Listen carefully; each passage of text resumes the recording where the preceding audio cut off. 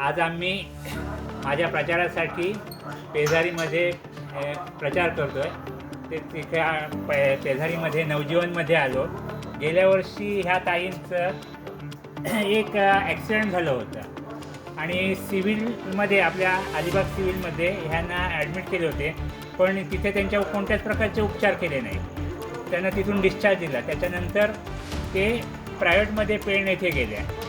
पेण येथे गेल्यानंतर त्यांना जवळजवळ 80,000 रुपयाचा खर्च सांगितला, पण ते काढण्याची यांची परिस्थिती नाही आहे. पण त्याच्यानंतर यांची केस माझ्यापर्यंत पोचली.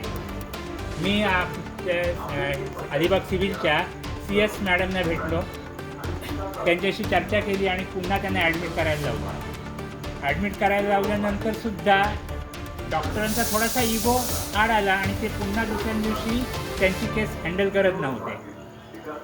त्याच्यानंतर पुन्हा मला आवाज उठवायला लागला आणि त्यांचं ऑपरेशन करायला लागलं. त्यांच्या पायाचं ऑपरेशन झालं. त्यांच्या पायाचं ऑपरेशन झालं. आज ते ठणठणीत बरे आहेत आणि व्यवस्थित काम करतात. अत्यंत गरीब परिस्थिती आहे. या परिस्थितीत त्यांचं ऑपरेशन झालं. आता त्या सुखरूप आहेत, एकदम चांगल्या झाल्या. त्यांचं एक मत, माझं ऑपरेशन त्या भाऊ करायला लावले. करीत नसत मला खूप खर्च दिला म्हणून त्या भाऊ ओरडलं म्हणून माझं ऑपरेशन करून घेतलं.